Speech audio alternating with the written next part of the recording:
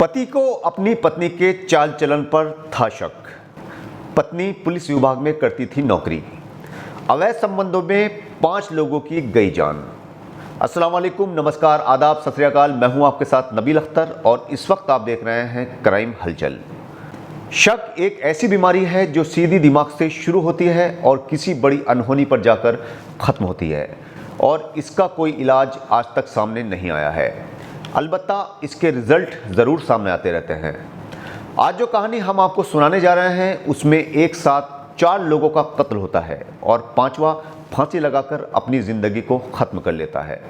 इस तरह से एक हंसता खेलता परिवार शक की गहरी खाई में दम तोड़ता हुआ दिखाई देता है और सारे के सारे रिश्तेदार, पड़ोसी और स्टाफ वाले हादसे के सिर्फ तमाशबीन बनने के अलावा कुछ भी नहीं कर पाते। इस हत्याकांड में एक पत्नी, मां और 2 बच्चों का बेरहमी के साथ कत्ल कर दिया जाता है। आखिर ऐसा क्या हुआ था जो परिवार के लोगों ने ही पूरे परिवार को नेस्तनाबूद कर डाल दिया।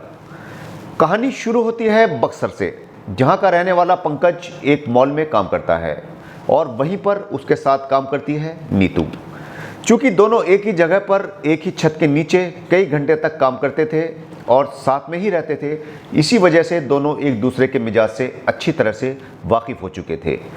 एक दिन पंकज ने नीतू को प्रपोज कर दिया। नीतू भी दिल ही दिल में पंकज को पसंद करती थी, इसलिए वो ना नहीं कह पाई और दोनों के परिवारों की रजामंदी से पंकज और नीतू ने शादी कर ली।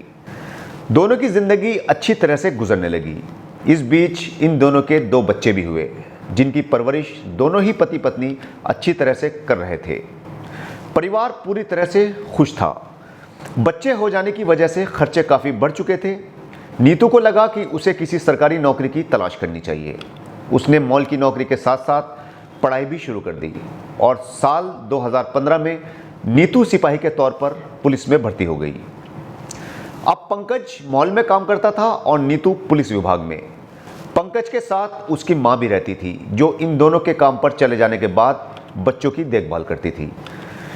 अचानक कुछ वक्त के बाद पंकज और नीतू में झगड़े शुरू हो गए। छोटी छोटी बातों पर ये दोनों आपस में झगड़ने लगे। कभी कभी तो झगड़ा इतना बढ़ जाता था कि दोनों लड़ते लड़ते सड़क तक आ जाते थे। पड़ोसी भी इनके रोज रोज के झगड़ों से तंग आ चुके थे, लेकिन चूंकि नीतू पुलिस विभाग में थी इसलिए जल्दी से कोई बोलता नहीं था। ऐसा लगता था कि इस खुशहाल परिवार को किसी की नज़र लग गई थी। ये पूरा परिवार भागलपुर के पुलिस लाइन के क्वार्टर नंबर 38 में रहता था।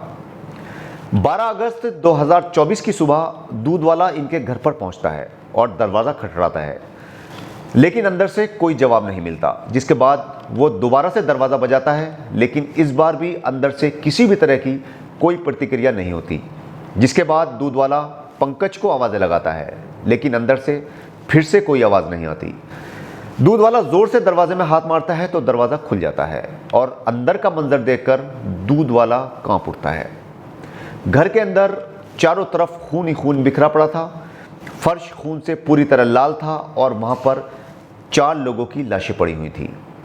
किसी ने नीतू, उसकी सास और दोनों बच्चों का कत्ल कर दिया था। पास में ही पंकज फंदे पर लटका हुआ था।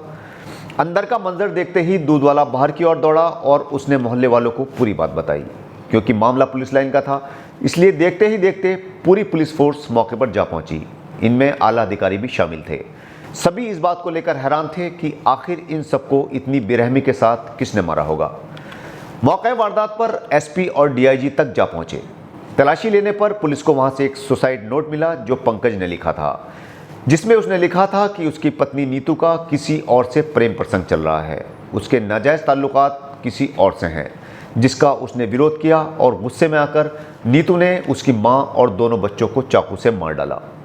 जब वो घर पहुंचा तो नीतू तीनों को मार चुकी थी। उसने नीतू के हाथ से चाकू छीना और नीतू का गला रेत डाला, जिससे नीतू की भी मौत हो गई। इसके बाद पंकज को लगा कि वो भी अब जीकर क्या करेगा।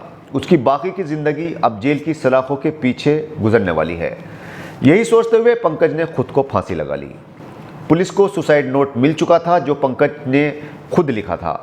पुलिस भी मजबूर हो गई कि पंकज ने जो भी लिखा है वो सही ही लिखा होगा, क्योंकि इसके अलावा पुलिस के पास वजह जानने का कोई और रास्ता बाकी नहीं था, क्योंकि सभी लोगों की मौत हो चुकी थी।